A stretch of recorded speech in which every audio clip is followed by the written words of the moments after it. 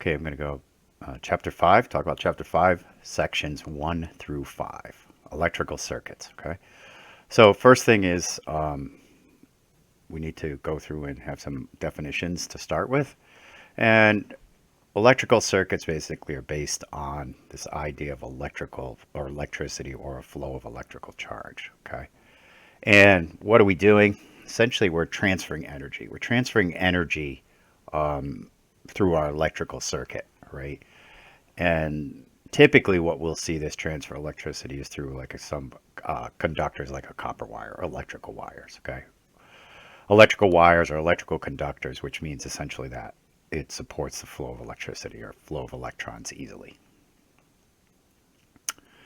So here's a basic circuit diagram for a circuit, and this is the most fundamental circuit. Okay, and these are the components of this circuit. Essentially, we're going to have some voltage source, like a battery. If you think about it, could be a battery. That's typically how it's represented. It could be a power supply, let's say in your computer. All right. And this symbol, you'll see a symbol like this to mean that it's just a voltage source or a power source. And this is actually considered to be DC. Okay. Now, we'll talk about AC a little bit later, but for now, we can think about this as in terms of a DC power source, meaning that the electrical current doesn't change direction, okay, at any point in time, right? So the first part we have, and this is just a diagram. So this is our battery. This represents a battery. These lines here that connect this device and come all the way around back to the battery. This represents an electrical conductor, okay, like a copper wire, like a wire, right, in a circuit or a wire that you'd see. The key part is it has to allow the flow of electricity, right? So it has to be something, aluminum, copper typically are used, okay, something that's what's considered to be electrical conductor. The next thing is we need what's considered to be a load. And this is a resistor. This is a resistor or resistive element. And the idea here is that a resistor generally is something that opposes the flow. Okay, now if you look at this circuit, now this goes all the way around, starts from the positive, goes around, goes through, connects to this device, comes around and connects back to the battery source. So you need this loop, right, or this complete circuit in order to be considered a circuit. Now, this could be considered, it could be like a flashlight circuit. You have a battery, and this represents the lamp, and this represents the electrical contacts inside of the flashlight. You have the only thing that's missing here is the switch, and a switch would be basically, just like take this and open it, right? You'd cut this at some point, anywhere really. You cut it at some point, and now you don't have electrical flow, okay? If you were thinking about it in terms of like a water circuit, right? If it was water, it'd be like, you turn on the water, and when you turn on the water, you're allowing flow of water water molecules. And in an electrical circuit, by connecting the wires, you're turning on essentially the flow of charge carriers, or we'll say that charge carriers actually due to the flow of electrons. Okay, and what we typically do here is we draw this other thing. This is I. This is electrical current. This is like the rate at which electrons flow. And it could be, if you wanted to relate it back to our water circuit or our water analogy, it'd be like maybe you're talking gallons per minute, right? This is the same kind of thing. It's kind of like it's electrons or per second, okay? Or groups of electrons per second, okay? So a similar idea. Electrical current, the analogy in a water circuit is like flow rate, like I said, gallons per second, gallons per minute. It could be cubic feet, per hour or something like that. Okay. And what we use is this thing called a coulomb, which is basically like a large group of electrons essentially. And a coulomb is a charge, essentially a number of electrons per unit time. Okay. So we have a voltage source, we have a resistance, and we have electrical flow. Once we close the circuit where electrons could flow through our conductor flow through the device, and flow back into the other terminal of our battery, let's say, then now you have a complete circuit. So these are the three kind of main quantities, and we're going to add one more that we have for our simple electrical circuits. We have a voltage source, which is often, they might use other symbols, but E is like electromotive force. So they use E often. R, used for resistor, and I, used for current. So these are our three basic quantities that we're going to start with. All right? Okay. So here they are, right? Voltage, electrical current, and resistance. All right? So you need a voltage source to actually give you like the push, to push electrons through our circuit. Right? Without a voltage source, of course, you're not going to get that net flow of electrons. And the higher the voltage, essentially means you can push more electrical current through your circuit. All right. Now, directly opposing that is electrical resistance. So resistance, the higher the resistance, the less current you're going to push through your circuit. All right. And the third one, of course, is our electrical current. And these are our units, volts. This is ohms for resistance and amps for current. Okay. Okay. So what do we need? For our circuit, one of the things we need is an electrical conductor, right? We have to have a place for our electrons to flow or our charge carriers to flow, okay? And typically, you see the wires like on your computers or electrical wires. Typically, they have some insulator, like a plastic or rubber or something. And then inside of that, if you were to, strip away the insulation, they have typically copper or aluminum wires on the inside, okay? Well, the idea of this insulator is,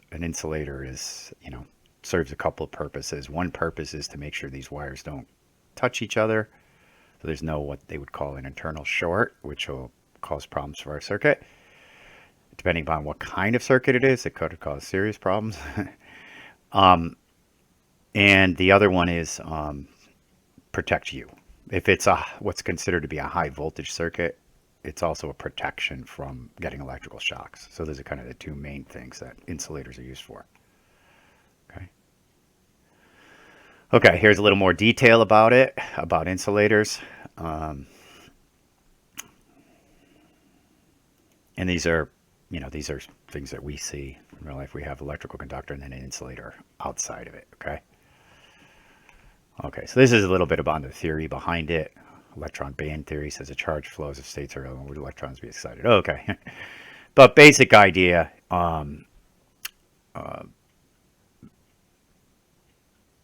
okay, so this is just talking about what an actual electrical insulator is, okay? And just, for, this is the theory behind it, but just for, your purposes, you recognize that electricity is not going to flow through, or electrons not going to flow through this, okay? This resists the flow of electrons, essentially, all right? Or blocks the flow of electrons, I should say, right? And these are typical things you would see. Here's the electrical conductor, which electrons flow through, and here's the insulator around it.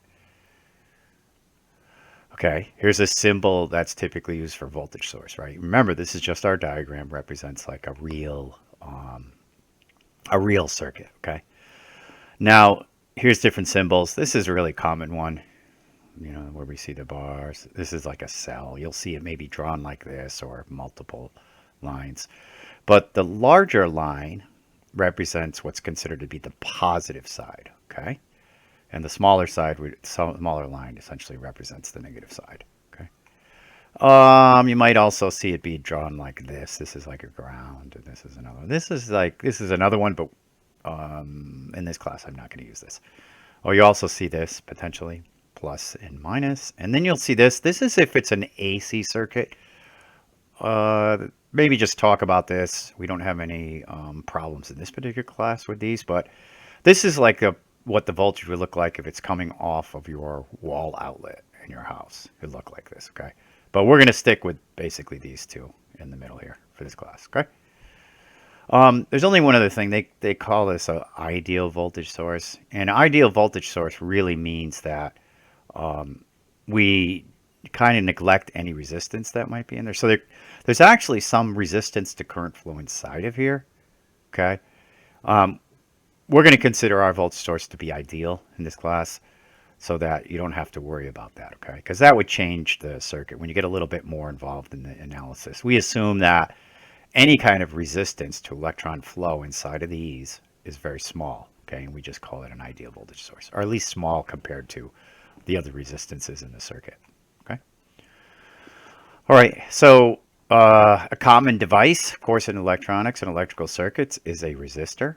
Now, resistors actually have specific values associated with them because in our circuit, we have, an electrical circuit, typically you would use resistors to do things like limit current, electrical current, or the flow of electrons. And you would also use them to set voltages, okay, within circuits, okay? So it might be that you want to change the potential at different points in your circuit, okay? But these are common devices. Now they have color bands on them, and the color bands are used to determine the actual value of these, right? The higher the value, the more it resists current, okay? Essentially, you can think about that, right? It's almost like if you compared it to a water analogy or a water circuit, it would be that, in a water circuit, a higher resistance means, a narrower pipe, let's say, okay? Now you can actually go, here's like a typical diagram representing how you would actually go through and read the color codes, okay? And we're not going to do that in this class, but you recognize that that's the color codes are used to, I'm not going to ask you to do this, but color codes are used to represent what the actual value is, okay? So like, for example, how you would read it. Like in this case, we have, so here's 560, right? So we have green, blue, and yellow. So we go first band, green, 5. Okay, that's the 5. The second band, blue, that's 6. So it's 5, 6. And then the third, this doesn't actually, the third band is only in certain cases when we have low tolerances. So we don't have a third band here. We have a multiplier band. Here's one with the other band. We have a third. So this one, we skip the third band because we have high tolerances. And this band becomes the multiplier band, okay? So if it's plus or minus if it's more than 10% tolerance, then we're going to use in the tolerances right here. So it's one of the first things you can actually look at. This is silver. So since it's silver, we skip the third band, okay? So let me just talk about it again real quick. So green, 5, blue, 6, skip the third band and go right into the multiplier band because here's our tolerance band, because our tolerance is 10%. All right, so if this is plus or minus 10% or greater than 10%, that would be the case. All right, so multiplier is yellow. So multiplier is times 10,000. So it's 56 times 10,000, which gives you 560K, which is just 1,000 essentially, right? So it's 560,000 or 560K, okay? And we take a quick look at the second one. The second one is red. It's 2. Now, actually, if we see this, right, here's our tolerance. So a tolerance is brown, so that's plus or minus 1. So we need this third band. So we need a third band, and we have a multiplier and tolerance. So it's going to be red is 2, orange is 3, violet is 7, and then black times 1. Okay, so it's just 237, right, ohms. So that's basically how you would read it. Like I said, I won't ask you to do that in this class, but that's, if you see these devices, electrical resistors and electronic circuits, and they have color codes, then you know that's essentially how you would read it, right? Okay. Now, in electrical circuits, this is one of the things, I'll take a look at some examples, but in electrical circuits, you have combinations of resistors typically. Typically, you don't just have one resistor, right? And we're going to be looking at combinations of resistors where they're in series, parallel, or combinations of them, okay? So the first part is this is if it's like if you think about two parts in a pipe, if all of the electrons coming in to one of them are the same ones that flow, or all the charge, the current that flows in through one of these resistors also flows in the second one, they're considered to be in series. And if you wanted to figure out what the total of these two resistors are, you just add them together. Okay? So think about this is like if everything comes through one, so it's almost like if this was a piece of a pipe and this is a piece of a pipe and all the water flowing through this one has to be the same water flowing through this one, they'd be considered to be in series. Okay? So you can make a substitution where you could just say R total is equal to this one and this one added together.